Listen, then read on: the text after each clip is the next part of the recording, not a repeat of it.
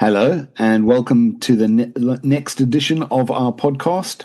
We're looking at John 4 and starting at verse 46. In the room with me is Jimmy Bird, Charlotte Hawley, Laura Sprayson, and Hammond Sprayson. very good. So, John 4, verse 46. So he came again to Cana in Galilee, where he made the water wine. At Capernaum, there was an official whose son was ill. When this man heard that Jesus had come from Judea to Galilee, he went to him and asked him to come down and heal his son, for he was at the point of death. So Jesus said to him, "Unless you see signs and wonders, you will not believe." The official said to him, "Sir, come down before my child dies." Jesus said to him, "Go, your son will live."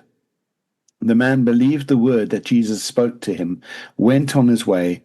As he was going down, his servants met him and told him his son was recovering. So he asked them the hour when he began to get better, and they said to him, "Yesterday at the 7th hour, the fever left him."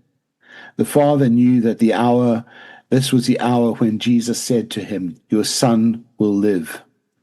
And he himself believed, and all his household. This is now the second sign that Jesus did when he'd come from Judea to Galilee. And John has specific miracles that he focuses on, and there's 7 of them in John that he focuses on as signs of Jesus. Now, Jesus did a lot of other miracles, but John, in his writing about Jesus, just focuses on 7 of them. So he's done the water into wine. He now does a healing of the official's son. And he introduces this as a sign. You won't see signs and wonders. If you don't see them, you won't believe. And this guy just has the words of Jesus saying, "Your son will live."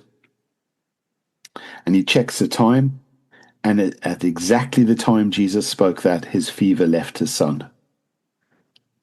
And he believes as a result of that, and his whole family believes as a result of that. And you think this miracle is happening. Jesus is in Cana in Galilee, and Capernaum was a little bit further away. So the guy had to travel to Jesus in order to ask for his son to be healed. And, this is a very powerful thing, but this is an official asking the question. And sometimes you find in this, it's just some ordinary person, it's a wedding. Jesus turns water into wine. In this situation, another situation, it's a Samaritan woman, another situation, but this is an official son, someone important, someone of gravitas in the community, and his son is totally healed. And people were so excited about his son being healed, they ran to tell him. It's incredible. I'm going to hop out the way and let you guys bring up some things that stand out to you from this. Why did John put this in? Why is this a sign? is it a sign because it's beating death? So through Jesus, you're beating death, like eternal life, if you believe.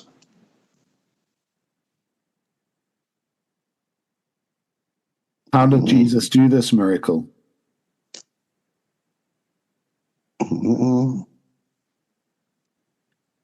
He just spoke the words, "Your son will live."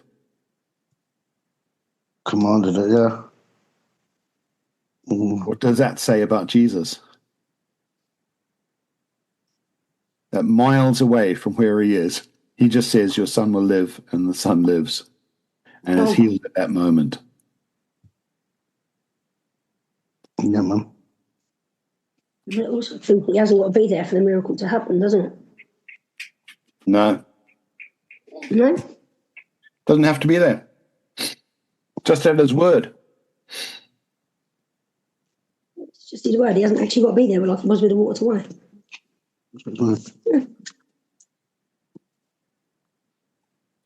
There must have been a lot of faith from that man to believe that word.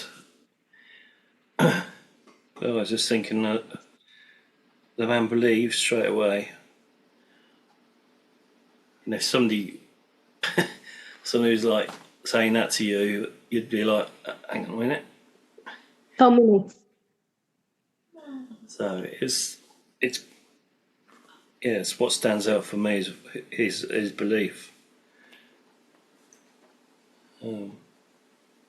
Jesus says, unless you see signs and wonders, you won't believe. But the man actually believes just at Jesus' word. And it shows how long the people had to travel, because they said yesterday he started getting better. So it took them a whole day to get there. Yeah.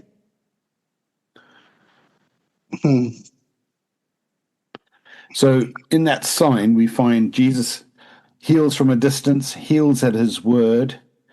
But the remarkable thing about this is the guy believes just what Jesus says. He trusts him, puts his trust in him and his trust in what he says. Mm-hmm. And that is all he needs. He believes and he goes back to his son. And I bet he probably had a few thoughts back and forth. I wonder if I've done the right thing. I wonder if, but he walks back and meets the guys coming the other way to say, yesterday at the 7th hour when that happened, your son was healed. And his whole family believes off that. I think what John's done is he's chosen a story where there's very little going for it except Jesus' word. And he's using this guy as an example to show something powerful about Jesus and a sign that he can command things like that with that authority. That gets us questioning about who Jesus is and how he knows these things. Shall we move on to the next little bit? So chapter 5. After this, there was a feast of the Jews, and Jesus went up to Jerusalem. Yes, please. Now there is in Jerusalem by the sheep gate a pool, in Aramaic called Bethsaida, which has 5 roofed colonnades. In these lay a multitude of invalids, blind, lame, and paralyzed. One man who had been an invalid for 38 years. When Jesus saw him lying there and knew he had already been there a long time, he said to him, "Do you want to be healed?" The sick man answered him, "Sir, I've got no one to put me into the water when the water is stirred up. And while I'm going, another steps in before me." Jesus said to him, "Get up, take up your bed and walk." And at once the man was healed. He took up his bed and walked. Now that day was the Sabbath. So the Jews said to the man who'd been healed, "It's the Sabbath. It's not lawful for you to take up your bed." But he answered them, "The man who healed me, that man said to me, 'Take up your bed and walk.'" They asked him, "Who's this man who said that to you? Take up your bed and walk." Now the man who had been healed did not know who it was, for Jesus had withdrawn, as there was a crowd in the place. Afterwards Jesus found him in the temple and said to him, "See, you're well. Sin no more, that nothing worse may happen to you." The man went away and told the Jews it was Jesus who'd healed him. And that is why the Jews were persecuting Jesus, because he was doing these things on the Sabbath. But Jesus answered them, "My Father is working until now, and I am working." That is why the Jews were seeking all the more to kill him, because not only was he breaking the Sabbath, but he was even calling God his own Father, making himself equal with God. So this is quite a powerful episode here. You picture the kind of lottery scene here with people who want to get healed, all gathering round a pool that they think can get them healed. And the theory was an angel would stir the water in this pool, and when an angel stirred the water in the pool, everyone dived in and the first one in was healed.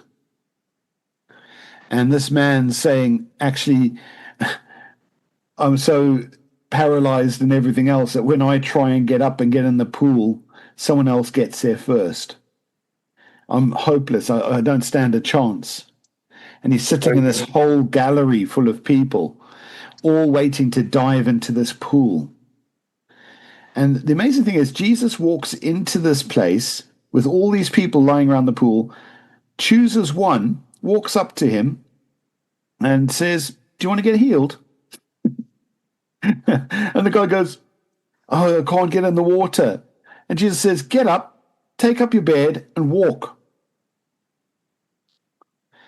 And at once the man was healed, and he took up his bed and walked. And the issue that the Jewish people had with this was you're not allowed to carry anything on the Sabbath day because it's regarded as work. And someone telling someone to pick up their bed is telling them to do work. And in their opinions, not a good thing to do. So they are livid at the guy being able to carry his bed and walk, and they are not marveling at the fact that he's been tremendously healed. And that seems a bit odd, doesn't it? And yet, in this whole thing, it comes about that Jesus says, my Father is working until now, and I am working. And in saying that, he's calling God his Father, and he's making himself equal with God. And that's a massive issue for these guys. And they turn against him. But I think it's rather remarkable for the guy who's been lying there for years, unable to walk, unable to help himself into the pool that he thinks will help him, the only thing he thinks will help him, and Jesus heals him and just walks out the place before the crowd arrives. I think it's incredible. What do you guys think? Telling him to he can work on the Sabbath, and I think it's showing it's the start of the new law, not the old, isn't it? Yeah. Just a bit by when he says he called God his Father, thereby making himself equal with God. That's showing the Trinity of Father, Son, and the Spirit, isn't it? Yeah. I do find that quite interesting when he says, "Do you want to be healed?" And the sick man just answers, "I've no one to put in the water." Going, "Yes, yes, please."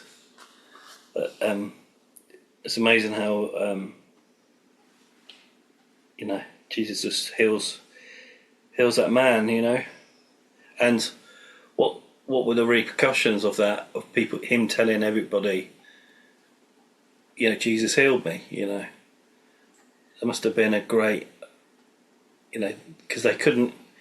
If he's been an invalid for 38 years, and for people to see him, he probably was begging daily or was by the pool daily, and then to see him walking, well, that's it's powerful, isn't it? Testimony. And what a contrast as well from the last miracle of healing like an official son to then just healing a cripple. Yeah. I'm politically correct, right? But yes, Shane doesn't. It's not just fair to come when you're just whatever. I think the terminology, we've moved along a little bit. This guy he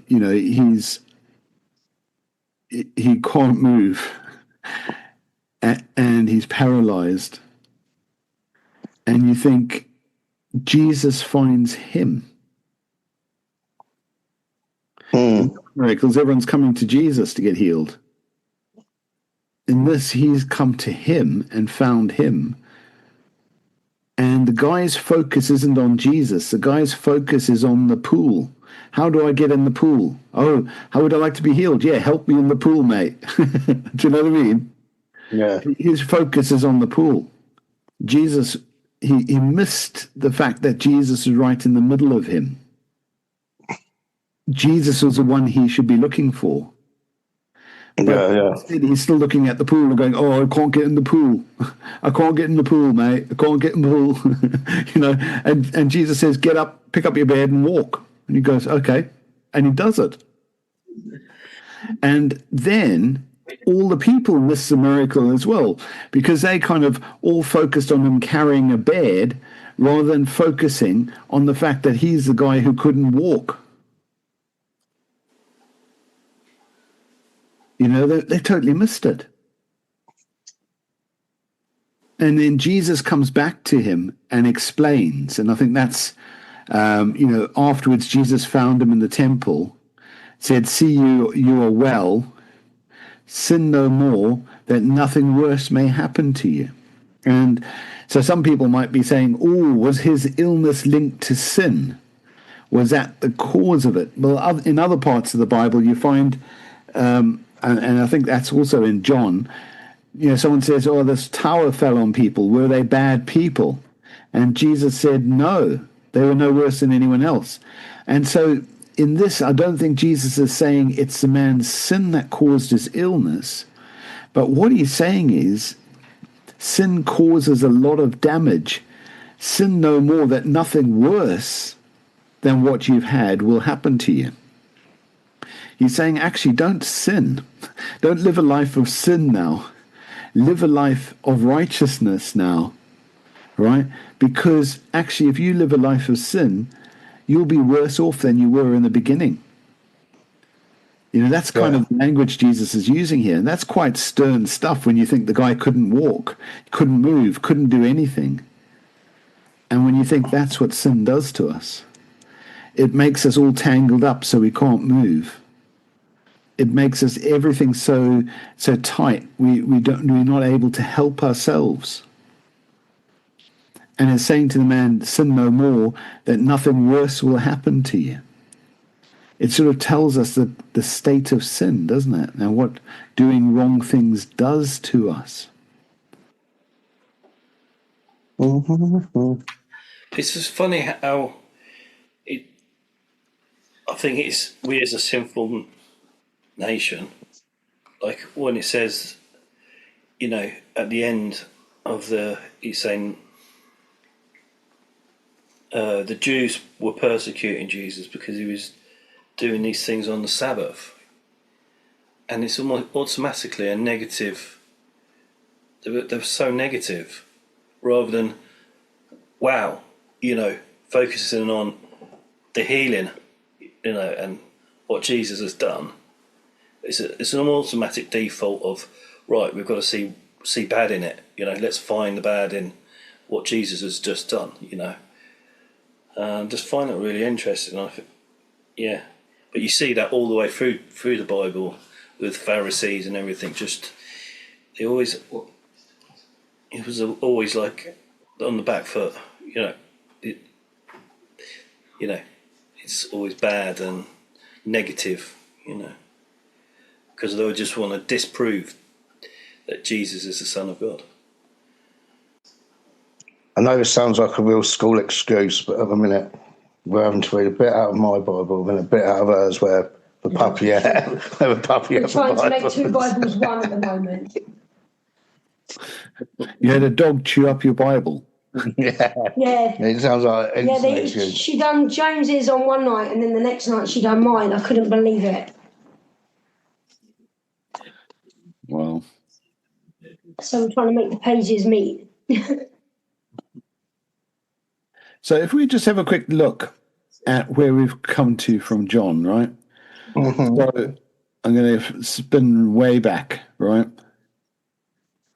So you've got the wedding at Cana, water into wine. The best is yet to come, I think was what James said when we looked at that, right?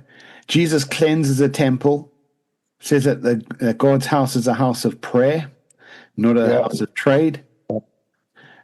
He knows what's in man. He doesn't trust people's opinion about him. He trusts God's opinion about him. He's got a different way of viewing things. Then he meets Nicodemus, tells Nicodemus he needs to be born again. And Nicodemus is amazed and struggles to understand it. And then we have this wonderful phrase, "For God so loved the world, he gave his only Son, that whoever believes in him should not perish but have eternal life. For God did not send his Son into the world to condemn the world, but in order that the world might be saved through him." And so he does that teaching, teaches Nicodemus that. Then you've got John the Baptist saying that Jesus was doing more than him. Jesus needs to excel. I need to become less. He needs to become more. And then you find Jesus walking with the disciples, and he goes through Samaria, meets the woman of Samaria by the well, tells her she can have living water. And if she knew who he was, she could ask for that. And she gets in this whole discussion with him, and he tells her that she's had 5 husbands, and the man she's with is not her husband, and all of those kind of things that just amaze her. And in the end, she runs and tells the whole village, and the whole village comes out to find this woman who was getting water at a time of day so she wouldn't meet anyone else. The whole place is transformed. Jesus spends 2 days there and then goes on to Galilee. And while he's in Galilee, we see this healing of the official son that happens at a distance just through his word. We see this healing at the pool on the Sabbath, where the man's just told to pick up his bed and walk, and he does that, and he's looking in the wrong place, and all the people are left looking in the wrong place. Why is he carrying his bed instead of why is he walking? That's just a bit odd, isn't it? And then people are turning against him, because not only was this man breaking the Sabbath, but he was also calling God his own father, and Jesus was equal with God in his statements that he's making. And you think the journey we've just been on is a roller coaster journey. There's some amazing things, astounding things. And all the way through, we're going, who is Jesus? He's amazing, man. He's just amazing the way he does things. What he does seems to change every single situation he walks into. He goes into a wedding and there's water turned into wine. He goes into Galilee and an official son is healed somewhere else just at his word. He walks into Nicodemus's world, and Nicodemus is left quandering. One of the greatest thinkers, intellectuals of society, left wondering what it means to be born again. You've got this whole town in Samaria totally turned upside down by Jesus just visiting it. The question is building as we work through this book. Who is Jesus? And we're getting a better idea of it, but it's still almost written in mystery. It's written in a way that causes us to ponder and pauses us to think and pauses us in a way that makes us engage our hearts and our thinking about Jesus. Who is Jesus to us? That's what begins to come through, isn't it? Yeah. Right. Well, shall we leave it there for tonight? Yeah. Mm-hmm. It's all good. Well, thank you guys for all you've brought, and right. We'll leave it there. Just in case Nigel. Yeah. Sorry? No, it's right. I was just mumbling to James. All right, that's all right. You're It allowed was just to writing mumble down my together. reflection. in case you forget, Nigel. Not so in case I forget, so I can have a scoop through it, actually. That's cool. Well, till next time, guys. Thanks a lot. God bless. Thank you. Thank you, everybody. Bye. God bless. Bye.